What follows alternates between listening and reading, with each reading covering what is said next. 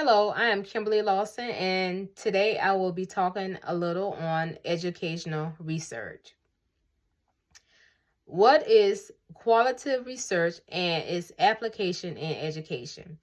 So, qualitative research is an approach that focuses on exploring and understanding human experiences, behaviors, and social contexts through non-numerical data. So oftentimes you think of data as in the test scores of a certain student at a certain school or the test scores of a certain category of students. So if you want to look at the test scores of third graders at XYZ school. So this type of research focuses on non-numerical data. So instead they focus on variables and it seeks to understand meanings, perspectives, and processes. In education, quality research can be applied to basically understand how the students experience the learning environment in which they reside in. For instance, if you want to understand how a student in 11th grade class at a typical high school experienced the learning environment versus how a student at a 10th grade classroom experience the learning environment at a different school or in a different culture. So it also explores educator practices and their way of making decisions, whether it's in the class, whether it's administrative, whether it's say on the band, any type of sports program. So basically it explores the educator practices. So it also investigates cultural and social factors influencing the classroom. Like I stated before, you also want to take a deeper dive at the cultural, where these students live, how they operate, how they think, what they believe in, and not only the students, the parents, the guardians, the caretakers. So for this particular discussion board, I chose the narrative research. So some of the characteristics of a narrative research, it focuses on stories. When you think about stories, you think about something you may see on television, your favorite movie. So even though this is storytelling, it is not based on a movie you will see. It's not based on a video you will see on the internet. So basically, the narrative research is focused to understand how people make sense of the events and action through storytelling. This design basically focuses on the context and meaning within personal narratives. So some of the data collection methods is, of course, interviews. This is the primary method because they allow the people participating to share their stories in detail. In some cases, you may read the journals, you may read letters, you may capture their authentic voices. You've seen where people are interviewed, say for a crime show, and the people faces are blurred out. So you might see the faces blurred out. You may see where the voice is changed so that no one be able to know who exactly you're interviewing.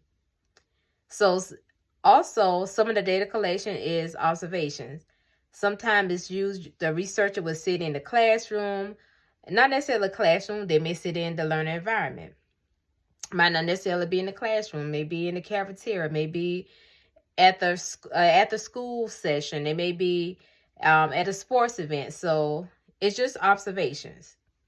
So these methods are appropriate because narrative research seeks to understand and also have descriptive accounts that reveal how individuals interpret their experiences. With this type of research, it is always important to understand some of the ethical considerations. So you always want to make sure the people that you are interviewing or observing understand exactly what your purpose in this process. You do not want to have them share personal stories that you may have to report. So always make sure it's an informed discussion. Make sure that you are very open and not vague at, what your end result is going to be. And of course, you always want to protect the identities, especially when it pertains to sensitive details such as, especially in this day and time, any type of political views that may be a negative reflection on the person that you're interviewing. Or in this case, if you're interviewing a teacher at a said school, you want to make sure that you leave all of these types of things out that may come as a negative towards the school per se. Also, you want to make sure that the participants understand that at any given time, they may withdraw. So you're not held to a contract. This is not a legal manner. They are basically saying, hey, I am giving my consent. I am basically saying I'm willing and able on a Monday. On a Thursday, they may change their mind. And so we have to be very clear, open, and honest to let them know that any given time you can withdraw if you start to feel uncomfortable, or you may just feel like, hey, I just don't want to do this any longer. So you also want to make sure not to cause any harm.